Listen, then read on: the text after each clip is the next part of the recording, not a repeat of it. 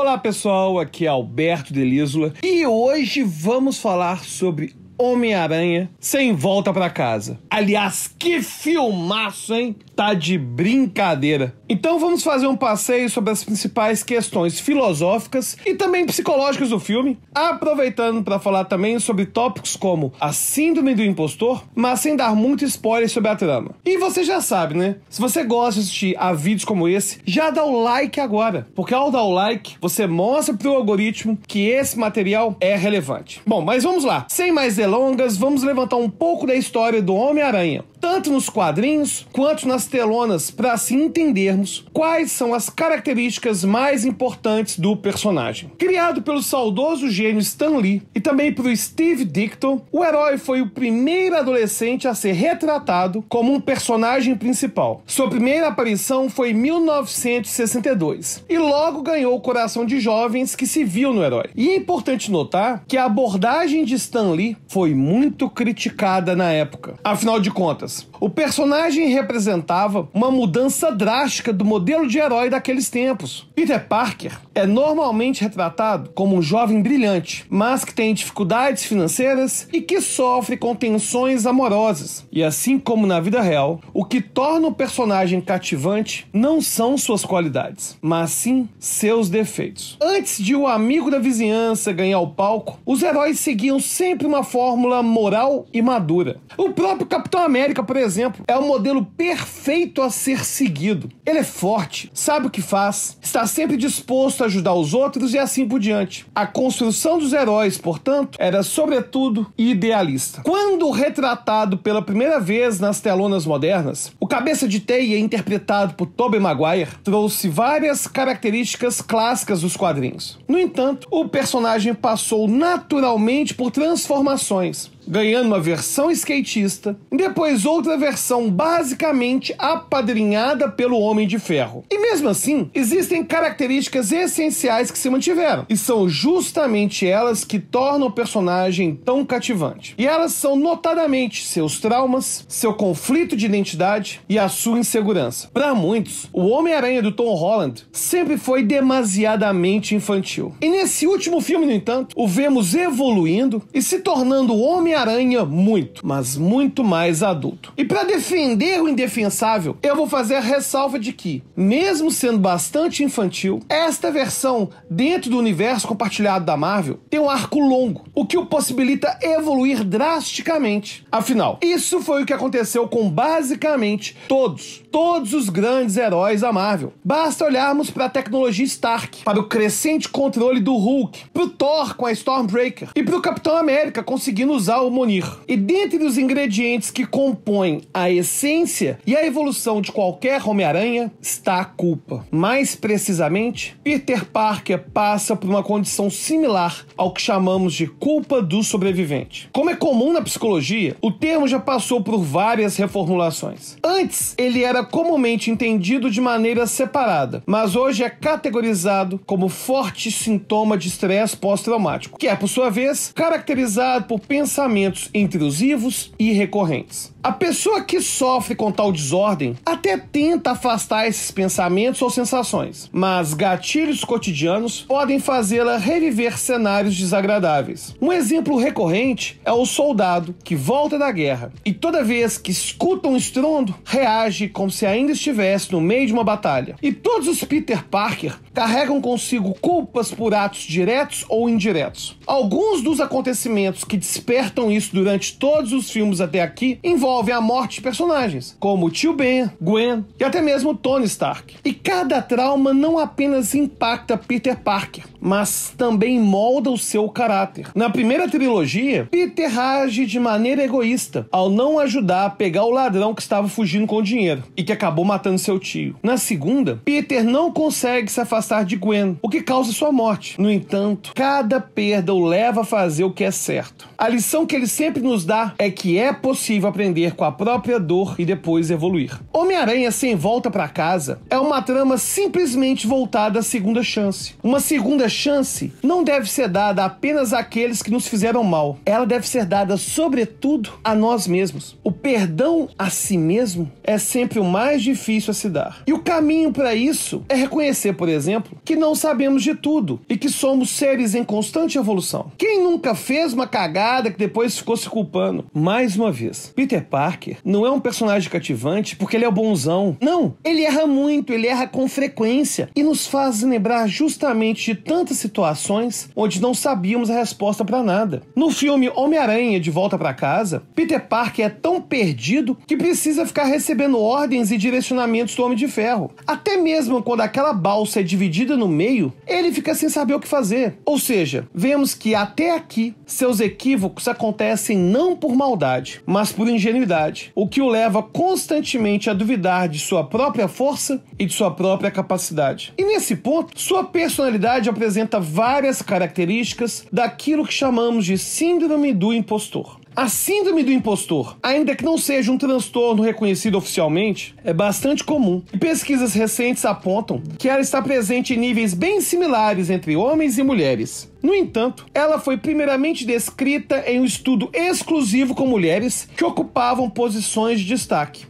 Isso aconteceu em 1978 por Pauline Clance e Suzanne Imes. Sua característica principal é a sensação de não ser bom o suficiente, mesmo quando os resultados apontam para o contrário. A dúvida da própria capacidade pode fazer as pessoas procrastinarem mais ou até mesmo a abandonarem trabalhos e atividades. A síndrome do impostor tem suas raízes já na nossa infância. Qualquer criança vai olhar para os seus pais e vai ter percepção de que eles são muito mais competentes e suas falhas quase sempre serão escondidas. Em nível pessoal, nós sabemos de todas as nossas inseguranças e defeitos, mas não enxergamos tão bem esses medos e receios nas outras pessoas. E isso tem crescido com o fenômeno das redes sociais, onde as pessoas constantemente criam um mundo de fantasia. Mas também podemos pegar o exemplo de um grande ator. Quase todas as vezes o veremos no seu melhor estado, bem produzido e bem ensaiado. Isso cria a ilusão de que pessoas como Brad Pitt e Angelina Jolie não têm absolutamente nenhum defeito. E a mesma coisa acontece nas grandes organizações. Vemos um líder forte e resoluto, e não vemos todos os tombos que ele pode ter tido durante a vida. A sensação que temos é que, para se chegar longe, devemos ser perfeitos. A inversão do Homem-Aranha é justamente tão impactante por essa razão. Ele adota Tony Stark como figura paterna e não consegue se imaginar como alguém tão bom. Mas assim como crescemos e vemos que nossos pais não são tão perfeitos quanto imaginávamos, Peter Parker segue o mesmo caminho. No primeiro filme da atual franquia, ele não é mais do que uma criança procurando direcionamento. Já o segundo filme é basicamente uma metáfora inteira sobre a dissipação da ilusão humana. Nele, a síndrome do impostor de Peter Parker se mostra desde o começo. Ele não se acha capaz de suceder Tony Stark ao receber os óculos Edith. E aí, por acreditar que qualquer herói seria mais capaz que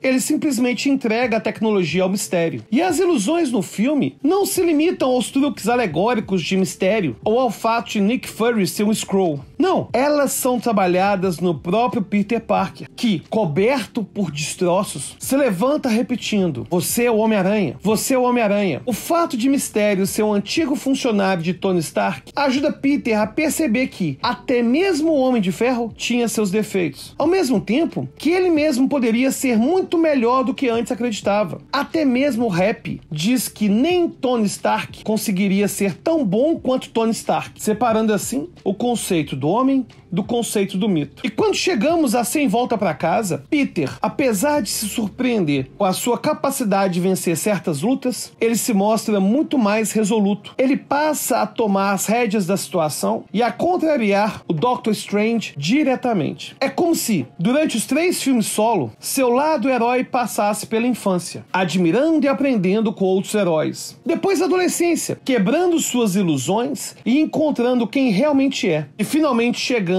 agora na fase adulta, se reconciliando com seus próprios erros e aprendendo a perdoar não apenas seus inimigos, mas a si mesmo. E outra coisa que aproxima tanto Peter Parker de seus fãs é o seu conflito de identidade. Seu amadurecimento acaba levando levando para conflitos cada vez maiores. Afinal de contas, quanto mais maduro, mais poderes ele tem. E como você sabe, com grandes poderes vem grandes responsabilidades. E a sua vida de herói entra cada vez mais em conflito com seus interesses pessoais, o que sempre o coloca em situações de indecisão. Será que é preferível ser o Homem-Aranha ou Peter Parker? E lá no primeiro filme de 2002, o Duende Verde o faz decidir entre salvar Mary Jane e um bonde cheio de crianças. E ainda que esse seja um tipo de ápice de seu conflito, a vida inteira de Peter é como aquele dilema moral do bonde, onde podemos escolher entre permitir a morte de 5 pessoas ou mudar a direção e matar uma única pessoa em outro trilho. E em Sem Volta pra Casa, isso não é diferente. Por fim, ainda que seja legal pra caramba poder lançar teias pela cidade,